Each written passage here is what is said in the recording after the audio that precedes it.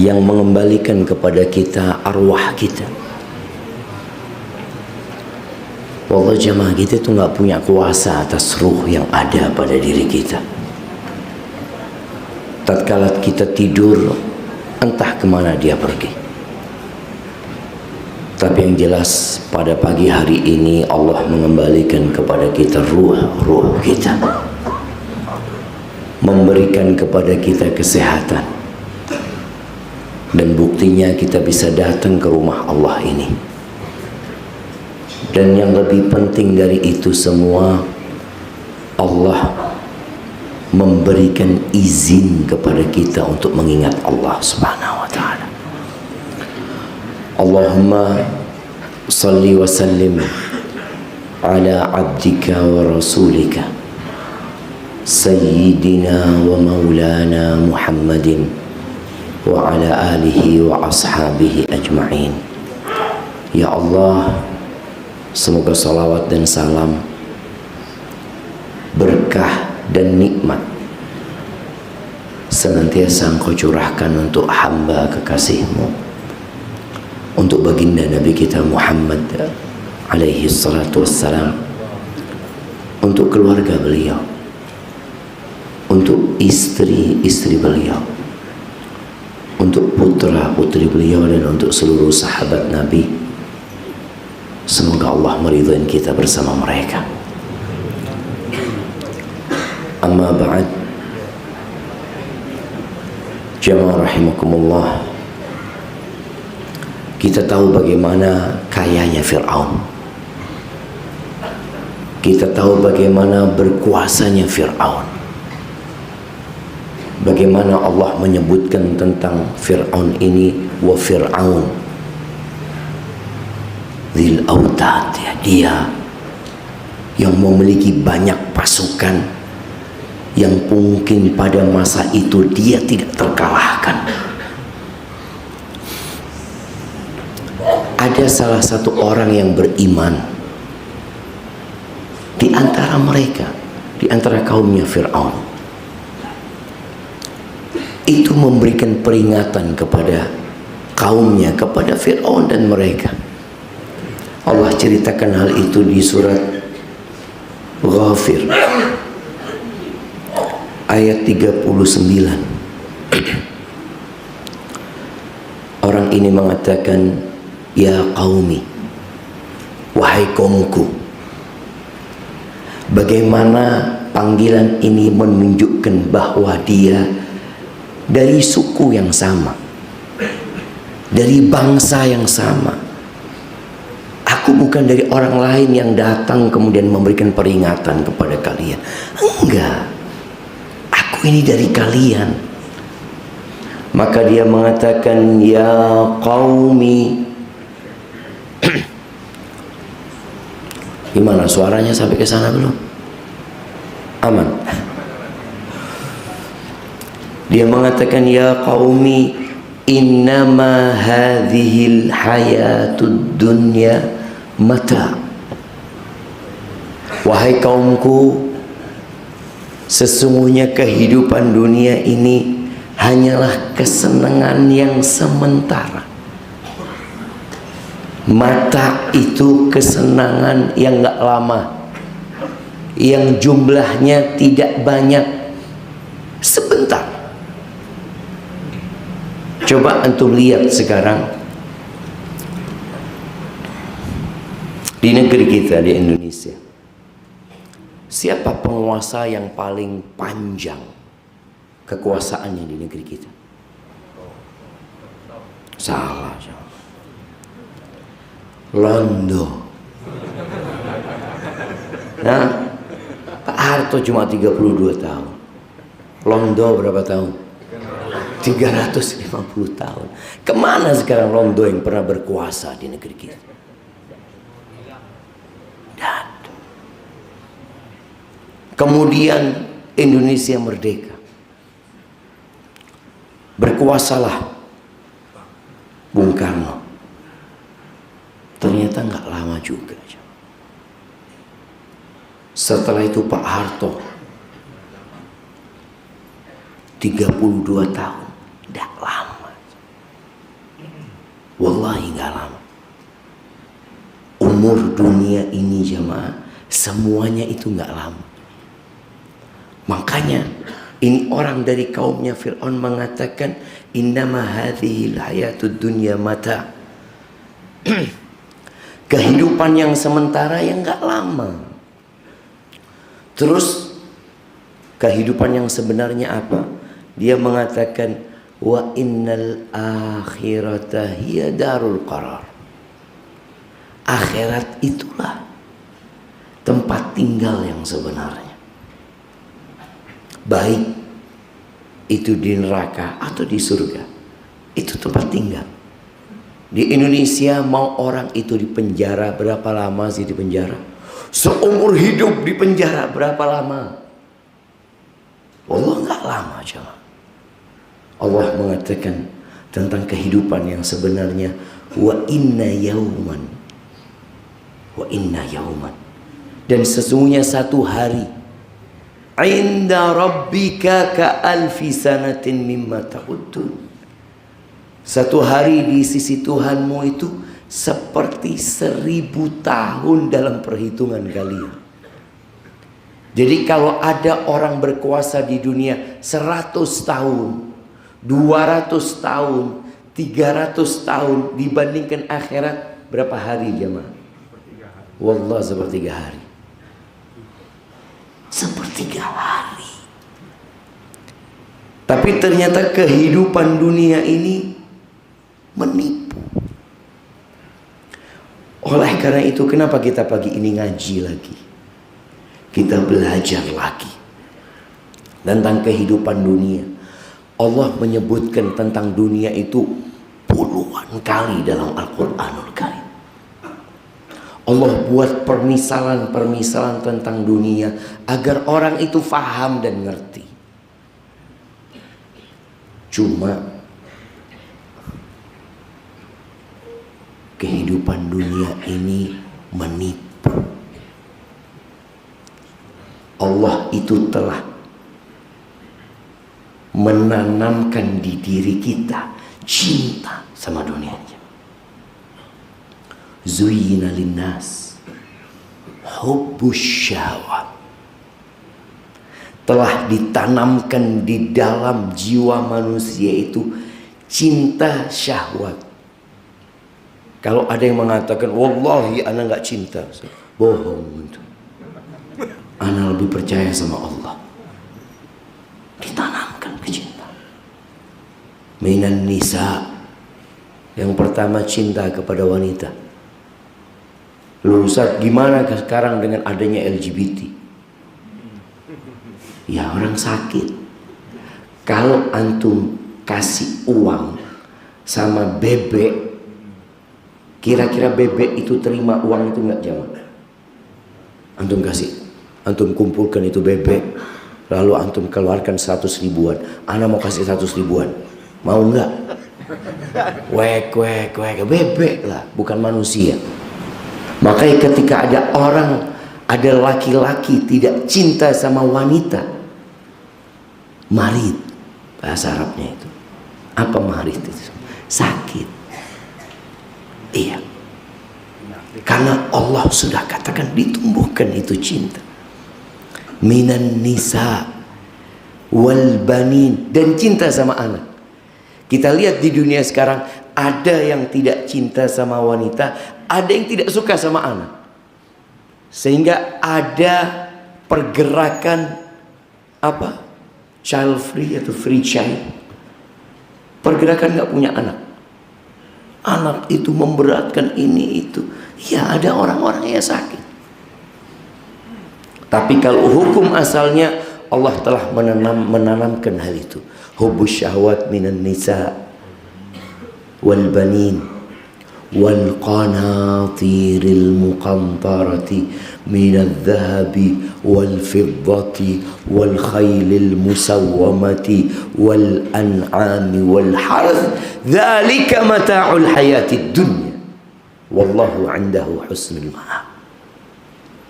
Cinta kepada harta. Antum lihat ya, ada nggak orang kaya yang kemudian merasa cukup aku kata. Antum berapa punya uang? 1 T sudah. Ana itu setahun butuh kira-kira 5 miliar. Kalau ana punya uang 1 triliun cukup buat berapa tahun ya mah? 1 tahun 5 miliar. Berapa? 200 tahun. Cukup saya 200 tahun. Padahal umurnya antara 60 sampai 70. Makanya kadang kala ada orang berkata, iki Ustaz, hartanya orang ini Ustaz, cukup Ustaz buat 7 turunan, buat 7 tanjakan, buat 7 kelokan. Itu cukup Ustaz. Tapi kok masih terus ngoleh harta. Nggak mari-mari, ditumpuk lagi, ditumpuk lagi. Loh, itulah kehidupan dunia. Makanya kalau bicara kekayaan itu cuma rasa wong sugih, rasane itu. Makanya kadang-kala antum melihat orang kaya makan itu kesian antum jamaah. Ketika acara walimah, prasmanan, ini orang kaya raya ini makan nasi putih sama telur asin. Loh, wah, iki loh, bebas makan. Iya, saya penyakitan. Wallahi jemaah, hadhihi hayatud dunia. Maka memahami hakikat kehidupan dunia ini penting. Karena banyak orang yang tertipu sehingga dia nggak datang sholat subuh. Jangan bicara sholat subuhnya yang merupakan kewajiban. Yang sunnah 2 rakaat sebelum subuh itu khairun minad dunya wa ma fiha. Yang 2 rakaat sebelum subuh itu lebih baik teko Surabaya kabeh.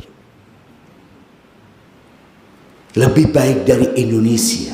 Kita lihat bagaimana orang berebut untuk berkuasa di Indonesia, nggak berebut untuk 2 rakaat salat subuh. Padahal 2 rakaat salat subuh ini lebih baik daripada antum jadi penguasa di Indonesia.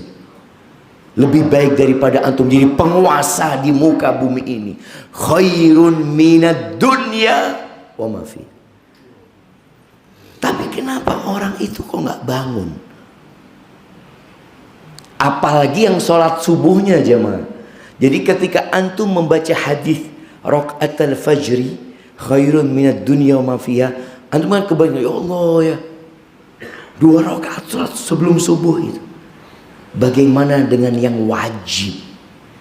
Sedangkan yang wajib itu lebih Allah cintai daripada yang sunnah.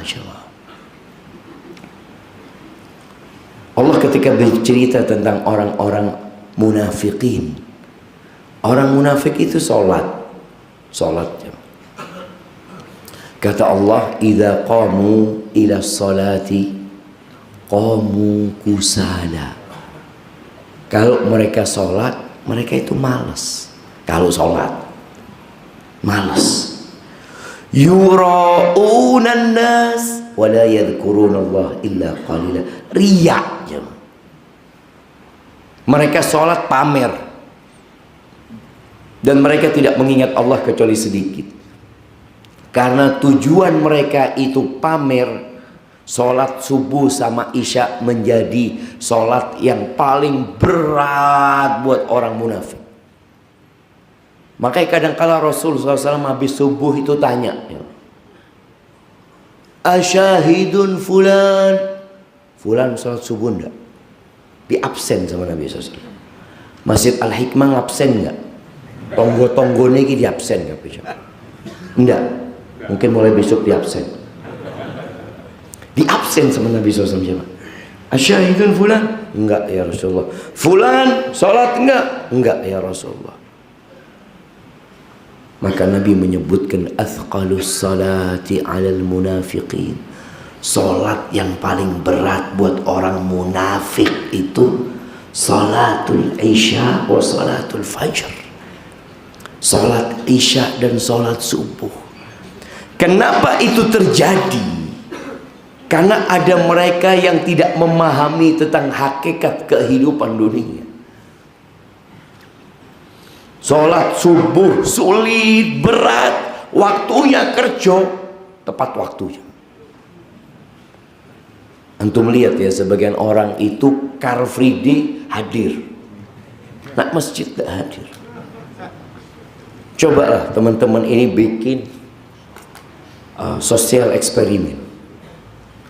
Tanya kepada orang-orang yang ikut Car Free Day itu, Bapak sholat subuh di masjid tadi, tanya. Kan boleh kita bertanya jemaah. Kita katakan kita sedang mengadakan penelitian supaya kita faham. Tadi imam membacakan di rakaat kedua surat Sabbihisma Rabbikal A'la.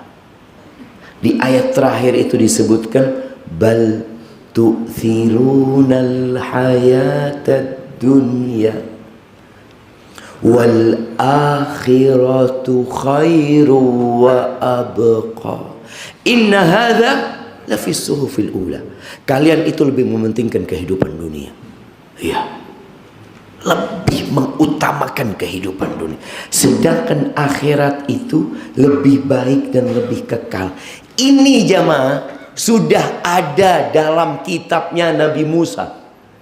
Sudah ada dalam kitabnya Nabi Ibrahim alaihissalam. Artinya manusia itu tidak berubah. Dari sejak zamannya Nabi Ibrahim, tu'thirunal hayatad dunya, sampai melewatin ke kehidupan Nabi Musa bersama Fir'aun, bal tu'thirunal hayatad dunya. Ketemu sama Bani Israel, bal tu'thirunal hayatad dunya. Ingat Bani Israel ketika Allah selamatkan dari kejaran Fir'aun, kemudian mereka menyeberangi lautan, lalu Allah memberikan janji kepada mereka. Apa janjinya? Urshalim, Baitul Maqdis. Dikatakan kepada mereka, kalian masuk perang ke sana. Apa kata Bani Israel? Idhab anta wa rabbuka faqatila inna hahuna qa'idun. Kata Bani Israel, udah engkau Musa, engkau berangkat sama Tuhanmu perang sana. Nanti kalau menang kita masuk, kita tunggu di sini. Bayangkan jemaah. Itu hidup bersama Nabi. Tapi pemahaman tentang kehidupan dunia tetap bal tu'thirunal hayatad dunya. Di muka bumi ini sekarang berapa jumlah manusia aja? 8 miliar. Yang Islam berapa? 1,7 mungkin. Atau sampai mungkin lebih dari itu. Berarti 6,3 miliar. Itu tidak ngerti tentang kehidupan dunia. Tidak kenal sama Allah Azza wa Jalla yang menciptakan mereka. Mereka hidup dalam kekufuran. Ada yang menyembah berhala, ada yang menyembah gambar, ada yang menyembah foto, ada yang menyembah pohon, ada yang menyembah matahari, ada yang menyembah, yang disembah itu ciptaan-ciptaan Allah. Sama mereka nggak kenal sama Allah Azza wa Jalla mereka. Yang 1,7 yang muslim ini, ternyata di antara mereka juga banyak yang lebih mementingkan kehidupan dunia jemaah. Maka ahibati fillah, ketahuilah bahwasanya kehidupan dunia ini hanya tempat ujian, dar bala. Dan tidak ada orang di dunia yang keluar dari ruang ujian. Yang ada pindah ruang ujian. Ada yang hari ini diuji dengan kemiskinan, tahu-tahu kaya raya. Alhamdulillah Ustaz, saya dulu diuji sama Allah SWT. Saiki sekarang nggak diuji. Sebagian orang seperti itu. Dia merasa dulu anak diuji Ustaz, anak miskin, anak susah. Alhamdulillah sekarang anak sukses Ustaz. Antum sekarang sedang diuji juga. Ingat, tidak ada istilah selesai ujian di muka bumi ini. Sampai di kuburan pun antum diuji. Makanya doa Nabi SAW di akhir salat apa? Allahumma inni a'udzubika min adzabil qabri wa min adzabi jahannam wa min fitnatil mahya wal mamat. Dari fitnah kehidupan dan kematian. Yang sekarang sedang sakit sedang diuji sama Allah. Yang sekarang sedang sehat ya sedang diuji sama Allah Subhanahu wa ta'ala. Maka ya Allah Azza wa Jalla mengatakan di surat Al-Anbiya, wa nabluukum bisyarri wal khairi fitnah wa ilaina turja'un, di ayat 35. Kata Allah, dan kami memberikan ujian kepada kalian. Bentuknya apa? Keburukan. Bisyarr, bentuknya apa? Al khair, kebaikan. Fitnah itu benar-benar cobaan buat kalian. Yang sekarang masih bujangan, diuji apa enggak? Diuji. Yang sudah nikah, ujiannya selesai. Enggak usah tambah ruwet ternyata. Loh, itu terjadi cuma. Anak kayaknya ya apa Ustaznya mau ganti istri. Ada cuma. Makanya sebagian orang berpikir, ya Allah Ustaz, enakan ternyata jomblo. Yang tidak punya anak diuji sama Allah Azza wa Jalla. Yang dikasih anak banyak diuji sama Allah Azza wa Jalla. Ingat, tidak ada istilah keluar ujian, selesai ujian. Enggak, kita berada di darul bala. Wa ilaina turja'un, dan kepada kami kalian akan dikembalikan. Kemudian Allah menyebutkan di surat Al-Furqan ayat 20. Kata Allah, wa ja'alna ba'dakum li ba'din fitnah atasbirun wa kana rabbuka basira. Dan kami jadikan sebagian kalian ujian untuk sebagian lainnya. Bayangkan, kita ini bahan ujian. Antum ini semua adalah bahan ujian. Buat siapa? Buat orang lain. Ada yang diuji sama orang tuanya. Allah Ustaz, abah anak ini sulit diajak sholat Ustaz. Ada yang diuji sama anaknya. Ya Allah Ustaz, anak bangunkan anak-anak sholat subuh sampai berantem Ustaz. Ada yang diuji sama istrinya. Ada yang diuji sama suaminya. Ada yang diuji dengan teman kantornya. Ada yang diuji sama atasannya. Na'udzubillah, atasan anaknya Ustaz. Na'udzubillah. Wallah halal haram nggak tahu Ustaz. Anak cuma suruh tanda tangan. Ada yang ujiannya seperti itu. Ada yang diuji sama tetangganya. Ada yang diuji sama imam masjid. Allah Ustaz, baca Al-Baqarah Ustaz. Anak baru pulang kerja. Wallah itu ujian dia mah. Sabar nggak antum? Kadang-kala antum lagi mampir ke Masjid Al-Hikmah mungkin sholat Isya. Harapannya imamnya baca wadduha. Alhamdulillah. Ternyata baca tabarakalladzi biyahdil mulku. Ya Allah, sopo imamnya gitu.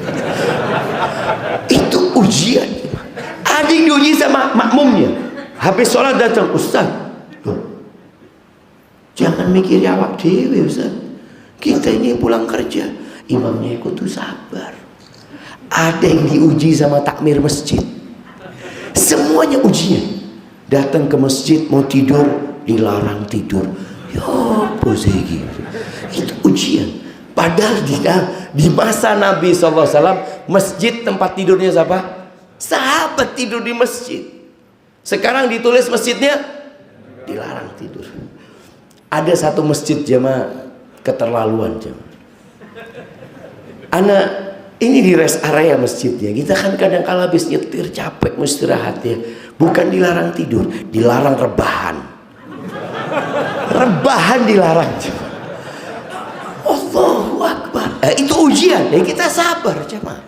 Menghadapi itu semua ujian. Karena sebagian kita ujian buat yang lainnya. Apa poinnya? Atas birun. Sabar enggak kalian? Makanya kata Ali bin Abi Thalib radhiyallahu taala anhu, manzilatus sabri minal iman kamanzilatir ra'si minal jasad. Kedudukan sabar dalam keimanan itu seperti kepala. Kalau dipotong kepalanya, hilang sudah, mati itu orang. Seperti itu pula kedudukan sabar dalam keimanan kita. Nabi SAW mengatakan, wa ma u'tiya ahadun ata'an awsa' minas sabr. Nggak ada pemberian Allah kepada hamba yang lebih luas daripada kesabaran. Baik. Hal selanjutnya yang perlu dipahami tentang kehidupan dunia ini, ujian dalam kehidupan ini nggak iso milih, nggak bisa milih kita. Ada perempuan yang curhat sama anak. Dia mengatakan, Ustadz, anak ini dipoligami. Alhamdulillah. Kok bukan tetangga yang dipoligami? Makanya kadang-kadang sebagian mikir, kok bukan tetangga? Anak Ahsan sakit Ustadz daripada dipoligami. Ustadz. Anak Ahsan hidup miskin. Anak Ahsan dapat suami yang biasa-biasa aja. Mulai dia menyebutkan berbagai macam ujian. Yang dia kepingin milih itu jemaah. Gak bisa milih. Karena yang menentukan ujian itu siapa? Allah Azza wa Jalla. Ada yang diuji dengan penyakit. Ada yang diuji dengan jabatan. Ada yang diuji dengan di PHK dari tempat kerja. Ada yang ujiannya dicaci maki sama orang. Ada yang mengatakan, Ustaz, anak lebih baik dipukul Ustaz daripada dicaci maki Ustaz. Loh, masalahnya kita ini tidak bisa milih ujiannya. Tidak bisa. Itu sudah ketentuan Allah Azza wa Jalla. La yus'alu amma yaf'al. Allah itu nggak ditanya. Makanya sebagian mungkin pulang, tahu-tahu motornya hilang. Loh, kok motornya ana yang hilang? Ini teman ana Ustaz. Padahal ini sholatnya masih bolong-bolong. Kok tidak hilang motornya dia itu? Loh, kita tidak bisa milih jemaah. Maka kita harus yakin bahwasanya Allah yang menetapkan ujian ini. Bentuknya seperti apa? Ada yang dikasih ujian tadi dengan popularitas. Namanya tiap hari disebutkan. Dan itu ujian. Tugas kita nerimo. Makanya orang yang menerima ketentuan Allah, ketika dia dikasih kekayaan dia menerima, ketika dikasih kemiskinan dia menerima, dikasih sehat menerima, dikasih sakit menerima, dia bahagia dalam semua kondisi. Tapi ada yang menerima kalau kaya dok. Anak terus terang terima Ustaz. Kalau dikasih kekayaan sama Allah, insya Allah bersyukur anak. Tapi anak kalau dikasih penyakit takut tidak sabar anak Ustaz. Setiap keluar rumah kita mengatakan Bismillahi tawakkaltu ala Allah. Ada sebagian yang pulang dari tempat kerjanya cacat jamaah karena tabrakan. Ada yang nggak pernah pulang ke rumahnya karena mati. Ya gimana? Tugas kita adalah menerima ketentuan Allah Azza wa Jalla. Kemudian semua yang kita lihat di muka bumi ini itu hanya perhiasan sebagai bahan ujian. Ada orang yang menjadikan dunia ini tempat tinggal. Enggak lama kita di sini.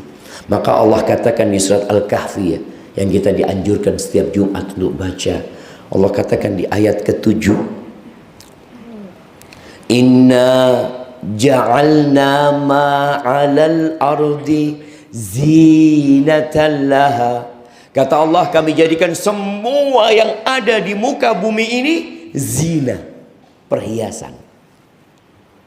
Tujuannya apa? Linabluwahum ayyuhum ahsanu amala. Untuk menguji siapa di antara mereka yang paling baik amalannya. Bukan siapa yang paling bagus motornya. Bukan siapa yang paling tinggi jabatannya. Bukan siapa yang paling banyak hartanya. Bukan. Sedangkan kita lihat orang-orang itu berlomba-lomba untuk menjadi yang terbaik dalam urusan perhiasan dunia. Lihat perlombaan-perlombaan yang ada. Kemarin Piala Dunia. Berapa lama persiapan Piala Dunia itu? Qatar mungkin bertahun-tahun mempersiapkan. Terus sekarang selesai sudah. Itulah kesenangan dunia. Mungkin yang main jamaah dapat fulus ya, dapat fulus kan? Dapat fulus, dapat hadiah. Yang anak heran yang nonton ini dapat apa jamaah? Melihat semangat ini. Oleh apa awakmu? Mau menang, mau kalah. Yang diherankan, kalau kalah jagoan dia sedih. Padahal dia juga tidak capek. Orang wajar lah kalau dia main capek ya kalah. Ini wala main, cuma minum kopi. Kalah nangis. Astagfirullahaladzim. Apa awakmu? Itu kehidupan dunia. Padahal sebenarnya semua itu hanya perhiasan yang sebentar. Tujuannya untuk menguji siapa yang paling baik amalannya. Wa inna laja'iluna ma 'alaiha sa'idan juruza. Dan kami, kata Allah, benar-benar akan menjadikan apa yang di muka bumi ini menjadi tanah yang tandus, menjadi debu yang berterbangan. Antum lihat rumah-rumah ini jemaah. Antum lihat gedung-gedung tinggi yang ada di Surabaya bakal rata sama tanah.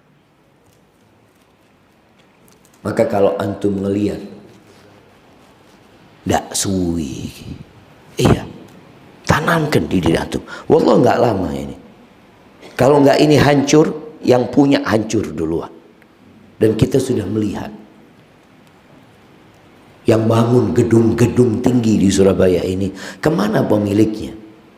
Sudah ke cucunya kadang-kala jamaah. Mereka pergi meninggalkan dunia ini.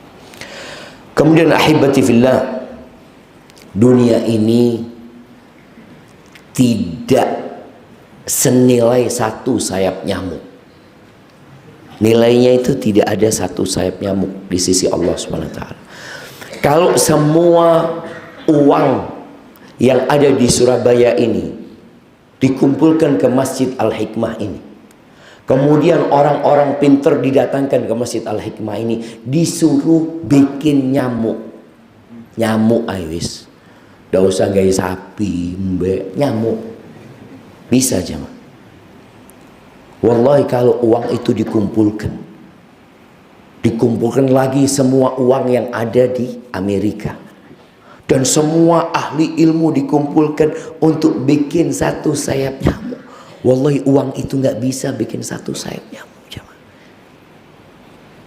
Supaya antum tahu dengan nilai dunia ini jemaah, yang diperebutkan oleh orang ini ternyata nggak bisa bikin satu sayap nyamuk. Dan antum tiap hari berapa nyamuk yang antum bunuh?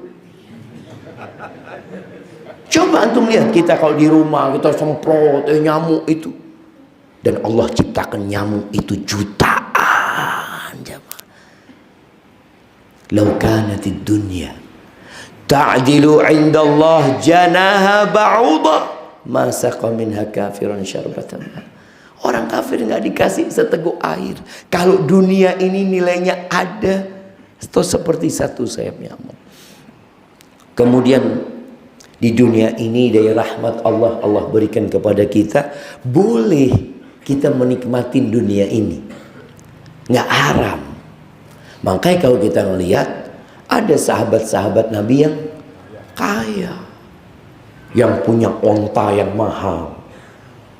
Jadi antum pun boleh punya mobil yang mahal, punya rumah yang bagus ya. Boleh nggak punya pesawat pribadi? Boleh, nggak apa-apa, selama dari hasil yang halal. Tapi ingat, antum akan ditanya sama Allah Subhanahu wa Ta'ala. Yang berkaitan dengan dunia ini, dengan harta khususnya, akan ada pertanyaan, dari mana antum dapat? Kemana antum infakkan? Ada orang yang suka koleksi mobil mewah. Di Jakarta itu ada kawan cerita di sebelah, dia waktu anak ke rumahnya. Di sini ada tetangga punya 48 mobil. Jadi dia punya rumah, masya Allah halamannya luas jemaah. Kalau malam hari dia kasih lampu sorot jemaah. Dia naik di loteng rumahnya, dia lihat mobil-mobilnya itu. Masya Allah. Loh, mobil itu untuk diapakan? Dipakai, bukan dilihat. Jadi ada orang yang sukanya cuma ngelihat. Jadi kolektor ini bahaya. Kalau antum jadi kolektor jangan. Kalau antum mau menikmati dunia silahkan, boleh. Kolektor itu menikmatin apa enggak jam? Nah, ada cuma dia mobil yang seharusnya dinaikin enggak. Bahkan ada mobil dia ini sudah 3 tahun enggak ana naikin. Loh, buat apa? Kalau buat usaha jual beli, oh silahkan. Jangan tertipu dengan kehidupan dunia. Para sahabat Nabi, masya Allah. Abdurrahman bin Auf, dia punya istri 4, dia punya rumah yang masya Allah, dia punya usaha yang masya Allah, tapi sekali sodakoh 700 ekor onta, masya Allah. Seperti itu. Jangan lupa kita bahwa kita nggak akan lama di sini. Sehingga Nabi SAW pernah berpesan kepada Abdullah bin Umar bin Khattab dalam hadis riwayat Imam Bukhari, dipegang pundaknya ini sama Nabi SAW. Kun fid dunya ka'annaka gharibun aw abiru sabil. Hiduplah di dunia engkau seperti orang asing, warga negara asing. Kalau sekarang mungkin orang yang berasalkan umpamanya dari Papua datang ke Surabaya, jadi orang asing, dia bukan penduduk sini. Atau orang dari Amerika datang ke Indonesia, dia punya keterbatasan di sini. Dia akan berpikir, enggak, saya tidak mau lama-lama di sini. Saya cuma tugas kerja. Berapa lama? Mungkin 1-2 tahun. Terus balik ke negara anak. Jadilah seperti itu. Orang asing. Au abiru sabil. Atau orang yang transit. Abir sabil itu orang yang lewat, jangan. Orang yang lewat itu subhanallah, dia biasanya akan selalu siap untuk melanjutkan perjalanan. Kalau antum mau umroh, kemudian pesawatnya transit di Dubai, antum dikasih waktu 3 kali 24 jam, 72 jam. Antum akan selalu melihat jam. Loh, tinggal berapa jam lagi ada di sini? Apakah mungkin antum akan beli rumah di Dubai? Yuk beli rumah di Dubai. Oh, antum mau berapa hari? 72 jam. Mau beli rumah di sini. Apa kata orang-orang? Tidak waras semuanya. Sudah cukuplah di hotel aja kita tinggal. Makanya orang-orang itu transit tinggal di hotel. Beli rumah? Enggak. Beli mobil? Enggak ada apa beli mobil. Ana naik taksi lah, sewa. Kenapa? Ana cuma 72 jam di sini. Dan kita di bumi ini berapa jam jamaah? 1,5 jam. Kalau hitungannya 1 hari itu seperti 1000 tahun di sisi Allah Subhanahu wa Ta'ala. Umur umat Nabi SAW berapa? 60, 70. Mana yang umurnya 80? Ana mau kasih hadiah. Coba angkat tangan. Yang umurnya 80 tahun. Masih ada jemaah? Nah, enggak di sini angkat tangan, coba ana kepingin tahu. Bingung kita nyarinya jemaah. Langka soalnya. Kata Nabi SAW, wa aqalluhum man yajuzu dalik. Sedikit yang lewat dari 70. Sedikit sekali. Maka kalau kita bicara umur cuma sampai 70, sedangkan satu hari di sisi Allah itu seperti 1000 tahun, jemaah. Maka kita bisa bayangin. Maka hiduplah di dunia seperti orang yang transit tadi, selalu siap untuk berangkat, siap untuk pergi. Silahkan tadi mau menikmatin dunia, tapi tidak lupa dengan akhirat kita. Kita akan pergi. Ketika Nabi SAW tidur, jemaah, tidur di atas tikar Nabi SAW. Ketika bangun itu, perutnya Nabi itu ada bekas garis-garis tikar. Sekarang kasurnya kita, kalau kita bangun ada bekasnya kita. Jadi kasur itu ada bekasnya yang tidur, karena enaknya kasurnya itu. Nabi SAW garis-garisnya. Umar nangis. Ya Rasulullah, itu orang-orang kafir, Kaisar Romawi, Kisra Persia, mereka hidup dalam kemewahan, bergelimang harta. Engkau seperti ini. Apa kata Nabi SAW? Mali walid dunya. Apa hubunganku sama dunia ini? Apa urusanku sama dunia ini? Innama mathali wa mathalud dunya karakibin istadhalla tahta syajaratin thumma raha wa tarakaha. Aku nih dengan kehidupan dunia ini hanya seperti seorang penunggang, seorang musafir yang naik kendaraannya, terus tahu-tahu ada satu pohon, dia istirahat di pohon itu. Berapa lama orang biasanya singgah? Antum kalau di rest area, ada yang 2 hari di rest area, coba angkat tangan jemaah. 1 jam, 2 jam, nggak lama mereka. Makanya di rest area itu nggak disediakan hotel, karena tahu orang di sana nggak ada yang lama. Yang ada restoran, toilet, musola, bus, tempat parkir. Antum cuma sebentar. Ada di rest area tempat untuk ngecat mobil. Mungkin ada orang ke sana, mobilnya mau dicat di sana. Tak ada. Mereka cuma sebentar. Kata Nabi SAW, perumpamaanku dengan dunia seperti itu tadi. Orang yang naik kendaraan, kalau dulu ada pohon singgah, kalau sekarang mungkin di rest area. Setelah itu, thumma raha wa taraka. Kemudian dia pergi meninggalkan pohon itu selama-lamanya. Nggak ada yang balik ke dunia ini jemaah.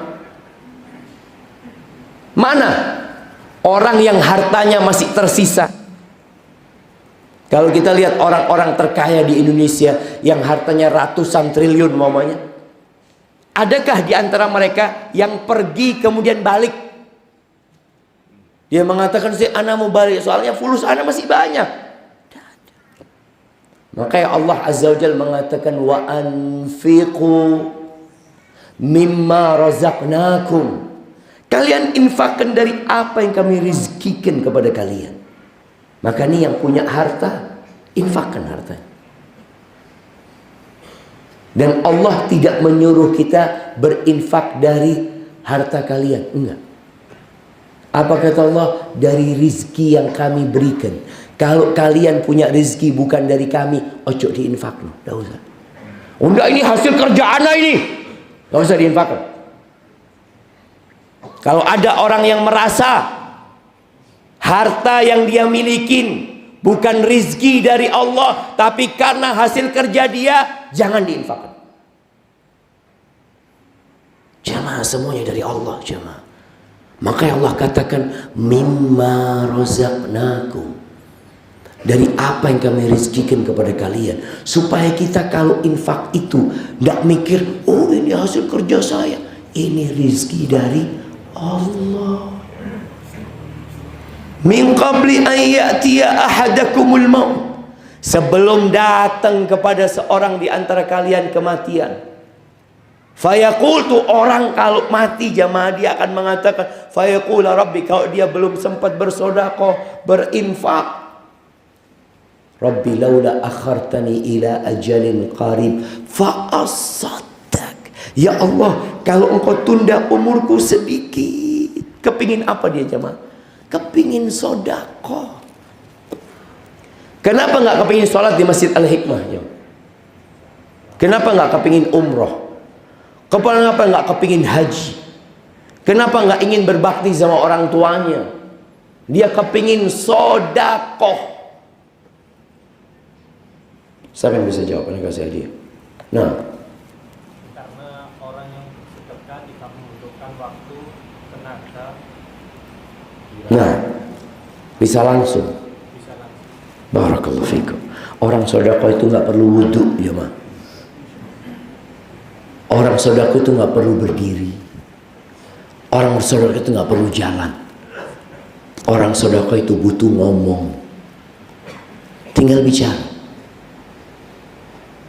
Mobil itu kasihkan ke Masjid Al-Hikmah. Berapa menit ya mah? 2 menit. Udah sampai 2 menit lah. Mobil itu kasihkan ke pondok. Berapa detik? Gak sampai 1, mungkin 5 detik. Tapi kalau dia mau sholat butuh waktu, butuh tenaga. Kadang-kadang orang sakit nggak bisa. Makanya dia kepingin sodakoh. Sekarang nih yang masih hidup, yang punya harta. Kalau antum cinta sama harta antum berangkat ke notaris sekarang. Nggak usah ngomong sama anak-anaknya. Nggak usah ngomong sama siapa-siapa, datang. Wasiat. Saya wasiat 1/3 harta saya buat bangun masjid umpamanya. Nggak usah ngomong sama istri sama anak. Kenapa? Untuk jadi rahasia antum, supaya nggak ada yang godain antum. Karena kadangkala ada anak yang jadi penyakit buang orang tuanya. Ayah, wasiat berapa? 1/3, kebanyakan lah ya. Cukuplah 5% lah ya. Supaya antum tahu, kalau antum mati, antum nggak berwasiat, jangan kira anak antum mau sedekah buat antum. Karena orang tua ini kalau dia anggap mati ninggalkan harta 100 miliar. Dia punya aset harganya 100 miliar. Mungkinkah anaknya mau sedekah 10 miliar? Datang ustadz, bapakmu yang capek kerja, bapakmu yang ngumpulkan harta, antumlah sedekah lah buat bapak 10 miliar kira-kira kata dia. Loh, buat apa? Dulu bapak hidup tidak sedekah. Kok sekarang mati saya suruh sedekah? Antum tahu orang itu cinta sama harta ya. Bagaimana anak itu berantem gara-gara warisan. Maka sebelum mereka berantem gara-gara warisan, antum sudah punya bekal. Ini buat yang bakhil. Karena orang bakhil itu kalau masih hidup dia nggak kepingin sedekah. Tapi kalau mati tadi kepingin sedekah. Maka Allah halalkan. Cuma pahalanya berbeda. Pahala orang sedekah ketika sehat sama orang sakit-sakitan itu pahalanya berbeda. Ahibati fillah. Kemudian ketahuilah, di dunia ini bukan tempat untuk dikasih balasan. Di sini kerja, di sini beramal. Makanya kita bisa lihat ada orang sholatnya rajin tapi miskin. Ada orang tidak pernah sholat, kok kaya dia ya? Apa anda harus nggak sholat juga biar kaya? Kadang-kadang orang berpikir seperti itu. Tidak. Jadi di sini ini semua dikasih sama Allah menurut kehendak Allah Subhanahu wa taala. Balasan sholat kita nanti. Balasan kita datang pengajian nanti. Oleh karena itu pada hari kiamat itu yang ada jaza. Ali bin Abi Thalib mengatakan, al-yaum amal bila hisab wa ghadan hisabun bila amal. Hari ini kita beramal nggak dihisab. Antum sholat ke masjid katanya lebih baik 27 kali daripada sholat sendirian. Lu mana pahalanya? Langkahnya diangkat derajat, dihapuskan dosa. Lu mana pahalanya? Nanti insyaallah. Makanya nanti di akhirat orang nggak bawa apa-apa. Yang dibawa adalah amal. Maka hendaklah kita mempersiapkan diri untuk hal itu. Yang terakhir jemaah, Nabi SAW pernah selesai sholat subuh, beliau itu melihat sahabatnya seakan-akan menghadang beliau, karena mereka tahu ada harta yang datang dari Bahrain. Sahabat itu hidupnya susah. Kita semua punya baju lebih dari satu. Para sahabat Nabi itu ada yang sholat cuma pakai sarung. Dan kalau sujud itu sarungnya dipegangin, karena takut auratnya kelihatan. Sulit hidup mereka. Ketika dengar ada harta yang datang, maka mereka berharap sama Nabi SAW. Lalu Nabi SAW mengatakan kepada mereka, wallahi mal faqra akhsha alaikum. Demi Allah, aku tidak takut kalian ditimpa kefakiran. Aku nggak takut. Loh, terus apa yang ditakutkan sama Nabi SAW? Wa innama akhsha an tubsata alaikumud dunya kama busitat alal ladzina min qablikum. Yang aku khawatirkan adalah tatkala dunia ini dibentangkan buat kalian, kemudian kalian bersaing, fatanafasuha. Dunia dibentangkan seperti pernah dibentangkan kepada Bani Israel, kepada orang-orang sebelum kalian. Ketika dunia dibentangkan, apa yang terjadi jemaah? Berebut, bersaing. Fatanafasuha kama tanafasuha fatuhlikakum kama ahlakat. Kemudian dunia itu menghancurkan kalian sebagaimana menghancurkan orang-orang sebelum kalian. Berapa banyak kakak beradik yang berantem gara-gara dunia. Ketika miskin, ketika susah, berjuang bersama-sama. Antum lihat sekarang lah, berapa banyak kongsi yang pecah gara-gara sukses. Anda lihat banyak usaha dulu bareng usaha, setelah sukses ribut sampai ke pengadilan. Padahal dua orang ini bersahabat, jemaah. Apa penyebabnya? Dhaful iman, lemahnya keimanan, tertipunya dengan kehidupan dunia. Maka Nabi SAW menyuruh kita untuk berhati-hati dengan dunia. Inna dunya hulwatun khadirah. Dunia ini manis dan hijau. Manis rasanya, hijau warnanya. Jadi dirasakan enak, dilihat menyenangkan. Wa innallaha mustakhlifukum fi. Allah menjadikan kalian khalifah-khalifah di muka bumi. Fayanzur kaifa ta'malun. Allah akan melihat bagaimana kalian beramal, bukan bagaimana kekayaan kalian. Allah tidak melihat kepada rupa kita, jemaah. Rupa kita nggak sama semua. Antum kadang-kala ngelihat yang di sebelah antum, kok ireng mana ya? Yang sebelah anak putih. Allah nggak ngelihat kepada kulit antum. Allah tidak melihat kepada harta antum, nggak melihat kepada baju, wala jam, wala usaha. Wa innama yanzuru ila qulubikum wa a'malikum. Yang dilihat itu hati kalian dan amalan kalian.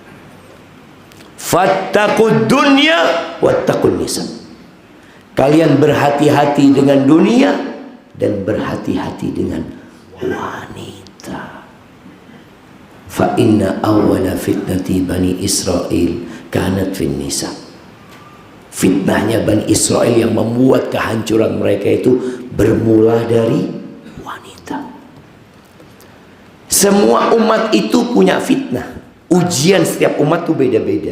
Tapi ada ujian buat umat Nabi Muhammad SAW yang khusus. Apa ujiannya? Harta, fulus. Berdoalah, minta sama Allah.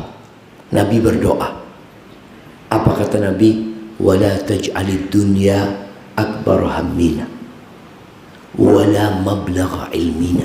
Ya Allah, jangan jadikan dunia ini ambisi kami yang paling besar. Dan jangan jadikan ilmu kami itu cuma golek dunia, nyari dunia saja. Jangan ya Allah. Itu doa Nabi alaihi salatu wassalam. Karena memang Nabi di hadis yang lain mengatakan innallaha yubghid, Allah itu benci sekali kulla ja'dariyin jawadin sahabin bil aswaq. Allah itu benci sama orang yang congkak, yang sombong, yang kerjanya teriak-teriak di pasar, yang dicari cuma fulus, cuma harta benda. Jifah billail himar bin nahar. Orang ini kalau di malam hari bangkai, tidak ada sholat malam wala istighfar, bangkai. Kalau siang hari keledai, kerja. Kita lihat orang yang tiap hari kerja. Antum bukan keledai, jangan jadi keledai. Dan jangan jadi bangkai di malam hari. Allah benci dengan orang itu. Alim bid dunya, jahil bil akhirah. Oh, urusan dunia pinter ya jamaah, pinter jagonya urusan dunia. Suruh bangun rumah, suruh bangun jembatan mungkin, suruh bagaimana 1 juta jadi 100 juta, pinter dia. Tapi urusan akhirat jahil. Wuduknya kadang-kala nggak bener, puasanya kadang-kala nggak bener, berangkat umroh nggak tahu ya apa umroh. Ada orang berangkat umroh keliling pisah dari rombongannya, loh ya apa ini, loh gimana ini urusan akhirat antum tawaf itu buat Allah azza wa jalla. Ada orang yang benar-benar jahil tentang urusan akhirat dia jawab. Maka jangan sampai kita seperti itu. Teruslah belajar tentang agama ini. Silahkan antum cari dunia, tadi kita sudah sampaikan. Bukan muslim itu hidupnya miskin, enggak. Boleh dia menikmati dunia, tapi hatinya tidak bersama dunia. Hatinya bersama akhirat dia.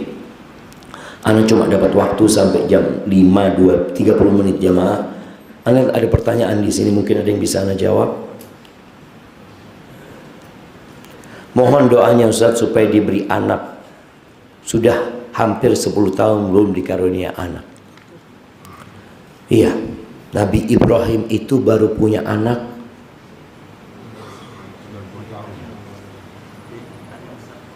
ini pertanyaan anak bawa.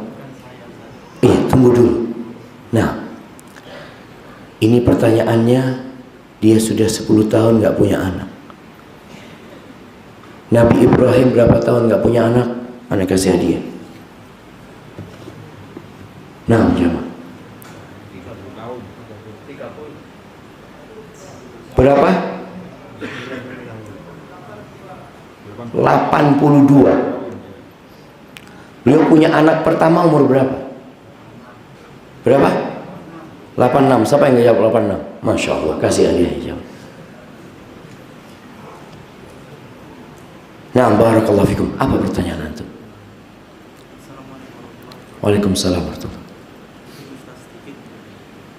Baru ada kejadian di saya, Ustaz. Kurang lebihnya 1 bulan lalu, ayah saya bilang angkat di Pulau Oki, pertambangan Bekel, baru berangkat bulan September. Itu di sini mohon maaf Ustaz, meninggalkan pekerjaan dan meninggalkan tanggung jawabnya. Saya selaku anak pertama dan punya 2 adik. Alhamdulillah saya sudah bekerja tetap meskipun kuasanya belum mencukupi untuk menabung. Ada proses sampingan dan hasilnya belum menetapnya dulu. Dan di posisi ini saya merasakan benar-benar gitu yang terbawa. Karena apa? Saya dan ujimu, bapak saya ekonomi yang sangat sulit. Jadi saya merasa saya perlu utang. Saya pun mencoba mencari pekerjaan sesuai dengan saya pagi ke siang saya cari sana kemari masih sulit. Jadi mungkin saya pun sedih ibu setiap subuh nangis Ustaz. Subhanallah. saya pun mencari kabar ayah saya pulau dari teman-temannya, dari orang tuanya ayah. Ya Allah, saya masih menemukan kabar itu ya Allah. Saya benar-benar serius. Subhanallah, subhanallah. Kemarin mungkin ada doa apa yang harus saya lakukan ya. Subhanallah, barakallahu fikum. Sama adik saya yang satu masih kuliah, SPP masih berjalan, yang satu juga besar, tapi masih pikirannya itu lagi Ustaz. Subhanallah, subhanallah. Iya. Allahu Akbar. Allahu Akbar jemaah. Ya, ini ada saudara kita jemaah. Mungkin bukan hanya antum yang merasakan hal itu. Ini pertanyaan mewakili yang lainnya. Ada yang selama ini hidup bergantung sama orang tua. Ada yang bergantung sama suami. Ada yang bergantung sama kerjaannya. Sehingga ketika bapaknya hilang, ketika suaminya pergi, ketika di PHK, dia kehilangan tempat bergantung. Maka nasihat anak antum, jangan bergantung sama orang tua. Mulai saat ini serahkan abah antum sama Allah. Antum gantungkan sama Allah Subhanahu wa ta'ala. Kalau bicara pintu rizki, antum harus yakin bahwasanya binatang-binatang yang gak kerja itu dikasih rizki sama Allah.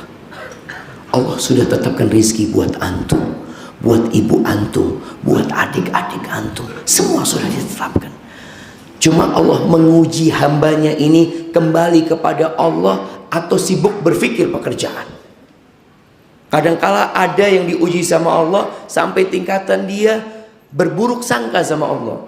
Dia mengatakan, ya Allah, kenapa aku dikasih ujian ini? Antum mampu. Pokoknya siapa saja yang dapat ujian jamaah, ketahuilah dia mampu menghadapinya. Karena Allah itu sudah menakar dengan keimanan antum. Tinggal sekarang antum harus menguatkan diri antum. Pintu rezeki itu yang pertama istighfar. Perbanyak istighfar. Jadi bukan hanya dengan bekerja. Yang kedua silaturahim.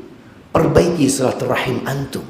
Mungkin antum punya misanan, sepupu, paman yang mungkin sudah lama tidak disambangi, yang mungkin sudah tidak lama ditelepon. Antum telepon, tanya gimana kabarnya.